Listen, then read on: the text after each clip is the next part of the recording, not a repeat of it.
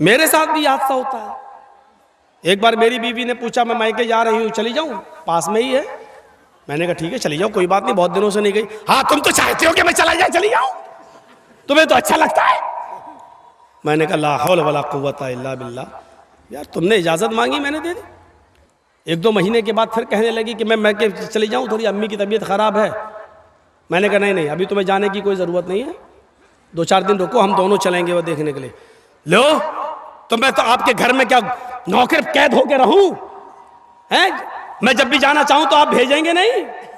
नहीं मैं अब मैंने कहा कि ना जाओ तो कैद करके रख रहा हूं, और मैंने कह दिया चले जाओ तो क्या हो रहा है? लो तुम्हें तो कोई फिक्र ही नहीं, कितनी आसानी से कहती चले जाओ, इसका मतलब तुम्हें मेरी जरूरत ही नहीं। ये औरत इसीलिए का टेढ़ी पिछली से पैदा हुई है, सीधा करोगे तो टूट जाएगी लेकिन सीधी नहीं होगी। इसके नाज और नखरे को बर्दाश्त करना पड़ेगा। एक सहाबी का वाक़या बताऊं, हज़रत उनकी बीवी से उनको बड़ी परेशानी थी, तो वो अपनी शिकायत लेकर अल्लाह के हज़रत उमर के पास गए कि हज़रत उमर को कहूँगा तो हज़रत उमर डांटेंगे, मेरी बीवी को सही हो जाएगी। तो वो घर पे गए और दरवाजे को दस्तक दी। उधर से आवाज़ आई अंदर से, बाहर बैठो मैं अभी आ रहा हूँ। और देखा कि अंदर शोर हो रहा है, तो इसने कान लगाया सहाबी ने हज़रत उमर फ़ारूक के दरवाजे पर। तो क्या सुनता है कि उमर फ़ारूक की बीवी उमर फ़ारूक पर बरस रही है, ये वो तुम्हें होश नहीं, ये नहीं, ठिकाना नहीं, सब्जी कैसे आएगी, खाना कैसे। और हज़रत उमर जी जी जी करते चले आ रहा, जी ट्रेन आ जाएगा जी जी। अब वो कहने लगा लो ये क्या मेरा इलाज करेंगे, ये तो खुद ही इस बीमारी में मुब्तला है। वो चल दिया वहाँ से, वो चल दिया। थोड़ी देर में हज़रत उमर निकले, उसको जाता हुआ देखा, ए हज़रत इधर आओ, इधर। वो कहता क्या, इधर आओ जी। अरे तुम किसी काम से आए थे और बगैर काम के चले जा रहे हो, आओ क्या बात है? कहा नहीं कोई काम नहीं है। अरे कोई काम नहीं है क्या मतलब? कहा मैंने काम से आए हो, फिर कह रहे हो कोई काम नहीं है। कहा नहीं अमीरुल मोमिनीन, जिस काम से आया था वो आपके बस का नहीं है। क्या मतलब, कहना क्या चाहते हो? कहा अमीरुल मोमिनीन मैं अपनी बीवी से बहुत परेशान था और हूँ और अभी तक हूँ, तो मैं आया था कि आपको अपनी बीवी की परेशानियां बताऊं, गिनाऊं तकलीफें कितनी देती है, तो आप हमारे बीवी को डांट देंगे।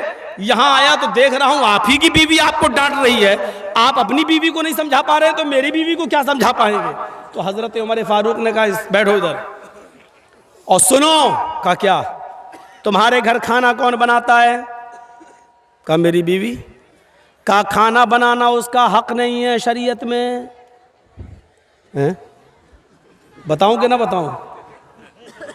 अगर कह दूंगा तो डर लग रहा कल से ही आप घर की औरतें कहीं ऐसा ना हो कि चढ़ बैठे। हज़रत उमर फ़ारूक ने कहा ये खाना बनाना औरत का हक नहीं है शरीयत में, नान नफ़का आपकी जिम्मेदारी है। जब निकाह होता है तो उसमें मेहर मुतय्यन किया जाता है, लिखा जाता है इतना इतना मेहर अलावा नान नफ़का, यानी पकी हुई रोटी पका हुआ खाना खिलाना ये आपकी जिम्मेदारी है। लेकिन अल्लाह ने मेरी बीवी के दिलों में इतनी मोहब्बत डाल दी है कि वो घरों में बावर्चन बन जाती है, हमारे लिए खाना बना देती है। अच्छा ये बताओ तुम्हारे बच्चों की पेशाब और पायखाने को कौन साफ करता है? कहा मेरी बीवी। कहा ये भी उसकी जिम्मेदारी नहीं है, बच्चा आपका है, बेटा बेटी जो है वो बाप का कहलाता है, बच्चा पैदा हो जाने के बाद वो बाप का है, ये बाप की जिम्मेदारी है पेशाब और पायखाना करे तो साफ करे। लेकिन वो हमारे लिए बेचारी इस लेवल पे आ जाती है, हमारे बच्चों के लिए वो आया बन जाती है और वो उसका पेशाब और पायखाना भी साफ कर देती है। एक एक चीज गिनाते गए, एक एक चीज गिनाते गए। कहा जब ये सारी चीजें हमारी औरतें हमारे लिए और हमारे बच्चों के लिए कर देती हैं, तो क्या हमारा यह हक नहीं है कि उनकी थोड़ी सी डांट सुन लें, उनकी जायज बात भी सुन लें? घर चलाना है तो उनकी थोड़ी बहुत डांट भी सुनो, चले जाओ। और आइंदा ऐसा मत करना। क्या तुमने अल्लाह के रसूल का ये फरमान नहीं सुना कि बीवी औरत जो है वो आदम की पिछली से पैदा हुई है और पिछली टेढ़ी होती है, उसको सीधा करने की कोशिश करोगे तो वो टूट जाएगी लेकिन सीधी नहीं होगी। औरत को सीधा करने की कोशिश करोगे तो तलाक ले लेगी या हो जाएगी, लेकिन वो बिल्कुल सुधरेगी नहीं। इसलिए थोड़ा बहुत उसकी कजी और कभी को तुम्हें बर्दाश्त करना पड़ेगा। जी आप सही कह रहे हैं, बेचारा चला गया। हम मरहम वगैरह लगा लेंगे। तो भाई अपने काब ने कहा, उमर यही तो तकवा है जो आपने मुझे बता दिया है, यही तो तकवा है जो आपने मुझे बता दिया है। कहा मैं समझा नहीं। कहा जिस तरह कांटे ही कांटे जंगल में बिछे हैं और जाना जरूरी है तो कांटों से बच बच के गुजर जाते हो, इसी तरीके से इस दुनिया में कदम कदम पर गुनाहों का जाल बिछा हुआ है। हर एक कदम पर गुनाह की अड्डियां मिलेंगी, हर एक कदम पर गुनाह के अड्डे मिलेंगे। इस दुनिया में गुनाहों का जाल बिछा हुआ है, लेकिन दुनिया से गुजरना भी जरूरी है। इसलिए ऐ उमर, जैसे जंगल में कांटों से बच बच के गुजर जाते हो, उसी तरीके से दुनिया में गुनाहों से बच बच के गुजर जाओ, दुनिया में गुनाहों से बच बच के निकल जाओ। जंगल में कांटों से बचने के बावजूद दो चार कांटे लग जाएंगे तो उसकी तुम मरहम पट्टी कर लोगे। ऐसे ही दुनिया में गुनाहों से बचने के बावजूद दो चार खताएं और गुनाह हो ही जाएंगे। इंसान होने के नाते तो उसकी मरहम पट्टी कर लिया करो। अद्दुआ वल इस्तिगफार, अल्लाह के सामने गिड़गिड़ा लिया करो और मग़फ़िरत की दुआ कर लिया करो। अल्लाह से अपने गुनाहों की तौबा और इस्तिगफार कर लिया करो। यही उसका इलाज है। ये तकवा की तारीफ बताई, ये तकवा की। ट्रेन में चल रहे हो, आपकी सीट लोअर है, नीचे वाली मिडिल बर्थ पर एक और आदमी लेटा हुआ है और उसकी ऊपर सबसे अपर बर्थ पर एक और आदमी लेटा हुआ है। रात के 2 बजे आपको पेशाब लगता है, आप लोअर बर्थ से उठते हैं, इस्तिंजा करने, पेशाब करने टॉयलेट में जाते हैं। ट्रेन अपनी 80-100 की स्पीड पे चल रही है, पेशाब करके टॉयलेट से जब आप अपनी बर्थ पर आते हैं, लोअर बर्थ पर लेटना चाहते हैं, आपकी नजर मिडिल बर्थ पर लेटे हुए आदमी पर पड़ती है। मिडिल बर्थ पर आदमी लेटा है और उसकी जेब में 2-2 हजार रुपए के नोट की एक गड्डी है जो गाड़ी के हिलने से बाहर आ रही है। आपने कहा ये तो बड़ा अच्छा मौका है, ये सो रहा है, पूरे ट्रेन की लाइट ऑफ है, गाड़ी चली रही है, सब सो रहे हैं, बस हाथ बढ़ाना और निकालना है और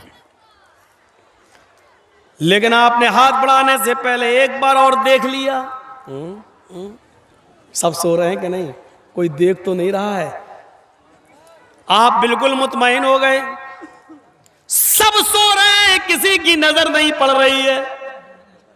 अब आपने हाथ बढ़ा दिया डरते हुए, जल्दी निकालो, और जैसे ही नोट की गड्डी खींची, निकाल रहे हैं ऐसे, लेकिन डर की वजह से फिर देख रहे हैं। अचानक मिडिल के ऊपर भी नजर डाल दी, ऊपर भी तो सीट है, वो तो नहीं देख रहे। जैसे ही नोट की गड्डी आधी जेब से निकली है, आधी जेबी में पॉकेटी में है, आप निकालने वाले, आपकी नजर ऊपर बर्थ पर लेटे हुए आदमी पर पड़ी। क्या देखते हैं? वो आपकी हरकत को देख रहा है। अब आप क्या करेंगे? अंदर रख देंगे। साहब ये बाहर आ रही थी, मैं तो अंदर कर रहा था।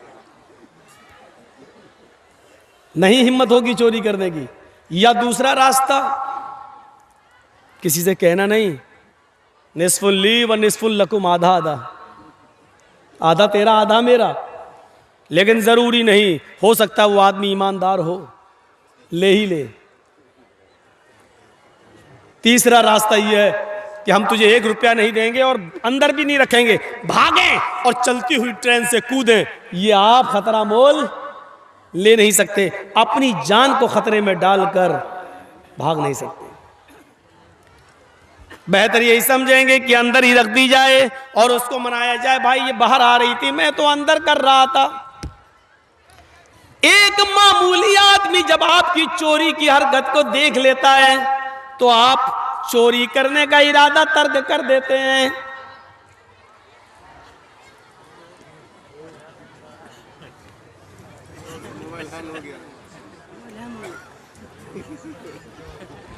यार अब भाई, अब रज़ाकार देखें भाई, अब ये हमारे बस से निकल चुका है। अब हम बहुत ख़तरनाक मिसाल देंगे। हम नहीं चाहते हैं कि ये तकरीर में वो ख़तरनाक मिसाल रिकॉर्ड हो जाए, लोग फिर मजाक उड़ाते हैं कि मौलाना ऐसा बोले। बहुत गलत बात है ये तो। अभी मैंने मना किया और इसकी हिम्मत देखो, इसका कलेजा देखो यार। अपनी अम्मा के पेट में कैसा टिका होगा ये आदमी।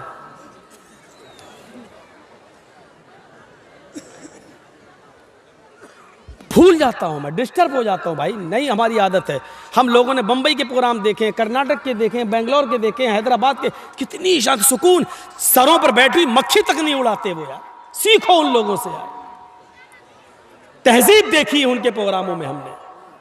या जो उठ रहा है, जिसको पेशाब लग रहा है, अरे थैली भी लेके आया करो। यहां पर पहले बैठ जाएंगे, बीच में बाद बोर्ड उठ के भागेंगे। सबको एक साथ, टाइमिंग भी इतनी फिक्स है कि सबको एक साथ पेशाब लगता है। 10-10 आदमी एक साथ उठेंगे। तो आप चोरी नहीं कर सकते। मामूली आदमी आपकी हरकत को देख रहा है तो आप चोरी नहीं कर सकते। बिल्कुल यही कैफियत तकवे की है। एक मुसलमान के दिल में यही तकवा होना चाहिए, जब वो शराब की बोतल हाथ में ले और अपने होठों तक ले जाए तो ये सोच ले कि दुनिया की नजरें देख रही हो या नहीं। मेरी बीवी नहीं देख रही, मेरे बच्चे नहीं देख रहे, मेरे माँ बाप नहीं देख रहे, लेकिन अल्लाह की जात तो है जो देख रही है। अल्लाह तो है जो देख रहा है। अल्लाह रब्बुल आलमीन की नजरों से मैं छिपा हुआ नहीं हूं। यही तवक्कुल, यही डर, यही तकवा हमारे अंदर पैदा हो जाना चाहिए। और अल्लाह का डर जैसी पैदा हुआ, हमने शराब की बोतल को फोड़ दिया, नहीं पिएंगे हाथ। ये है तकवा। ऐसे हक्का तुकातिही का मतलब ये है। या अय्युहल्लज़ीना आमनु तक़ुल्लाह व क़ूलू क़ौलन सदीदा। ऐ ईमान वालो, तुम अल्लाह से डरो और जब भी बात करो तो दुरुस्त बात करो। अल्लाह ने यह कहा है कि जब भी बात करो तो दुरुस्त बात करो। क़ौलन सदीदा, सही साफ सुथरी बात करो। अल्लाह ने यह नहीं कहा सच बोलो। सच बोलने में और दुरुस्त बात कहने में फर्क है, फर्क है। अल्लाह ने यहां यह कहा है दुरुस्त बात बोलो। कौलन सदीदा, सदीदा तस्दीदुस सहम से मुश्तक है, यानी तीर को जब कमान में लगाया जाता है और कमान से जब तीर को छोड़ा जाता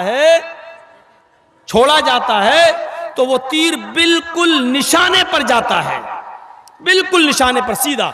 जैसे आपको इस रॉड पर, इस ट्यूबलाइट पर निशाना लगाना है तो कमान से जो तीर छोड़ेंगे वो सीधे उस ट्यूबलाइट पर लगेगा, इधर उधर नहीं होता है वो तीर। जैसे आपने छोड़ा वैसे ही वो गया सीधे। तो जैसे तीर निशाने पर लगता है वैसी आपकी बात